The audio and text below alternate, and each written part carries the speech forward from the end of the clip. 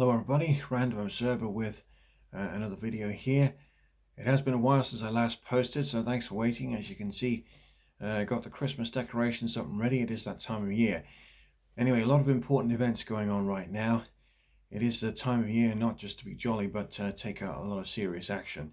So you will know, of course, the protests in China, which are actually quite serious and quite significant.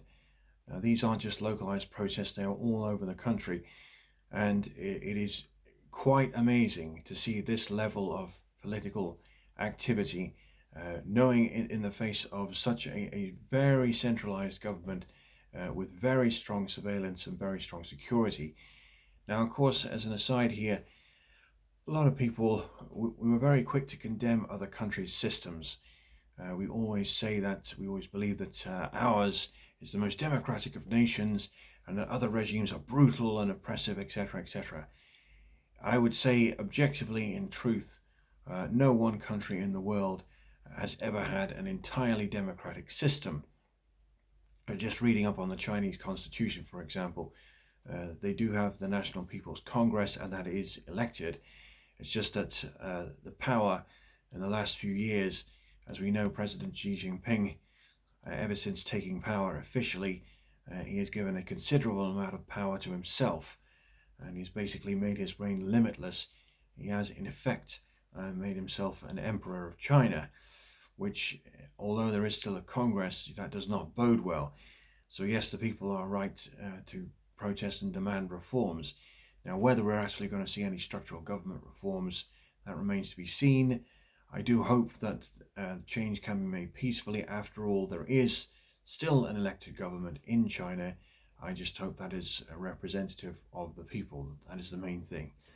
Now, having said that, of course, I know that we are very quick to criticize other nations' constitutions when our own is far from perfect. And a word of caution here, people could look at our nation and say the same thing. I often hear people say about, oh, this is terrible, so-and-so regime. For example, there's criticism of Qatar because of its record treatment of LGBTQ plus people, and again, there's controversy there. There's human rights records. Other nations, such as Turkey, for example, have been condemned for human rights, and so on historically. But then, so have we. That's the problem. The thing to remember is, from an outsider's point of view, how do we look to the world? And I've got to say, unfortunately, obviously, with the grim history of Guantanamo Bay and Abu Ghraib, which, again, our forces in the West were at least very least aware of and unfortunately took part in. So these were human rights violations. There is no getting around it. And no civilized nation can really look someone in the eye and say, well, well, to cut a long story short, unfortunately, it's not a good chapter in our history, and we cannot go around accusing everyone else of human rights violations when we have a history of violations ourselves. Anyway, what I do hope to see is something more representative of the people, because currently, in its current state, we can see that the nation's power, Xi Jinping has tipped it much in favor of himself, and he has got rid of a lot of the old elected representatives and put it in a load of yes people who's obviously loyal to him. Now, naturally, of course, a world leader will do this. They have natural ambition, yes, but when they start altering the constitution in their favor, something's up.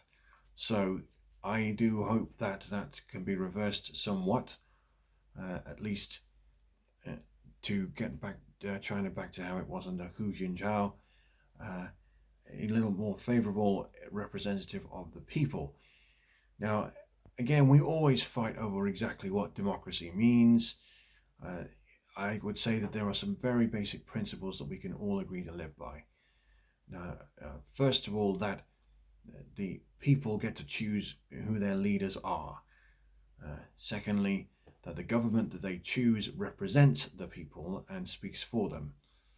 Number three, that the people still have the power to take part in the democratic process at every level, whether it's the local council, even the national government, that they have the power that they can participate and be listened to and valued.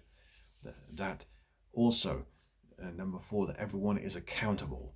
Every action can be scrutinized, challenged. There's checks and balances if necessary.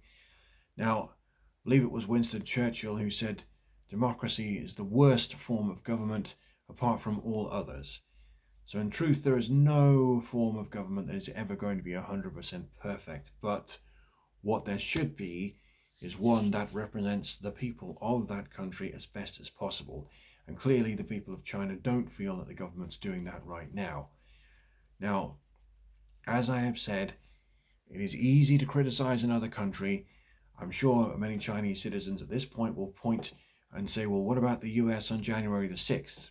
And yes, the case can be made that a lot of Americans don't feel that their system represented them fairly either. And again, in our country, we have many protests and a lot of social unrest as well due to similar issues. People here don't feel that our government speaks for us in a lot of ways. So it's a difficult time and a difficult process. But as always, I would say be the change you want to see. But I do wish the people of China the very best in their efforts to ensure that there is a peaceful change to the way things are run, to the way they are represented. And I do believe that would have a positive impact on the rest of the world.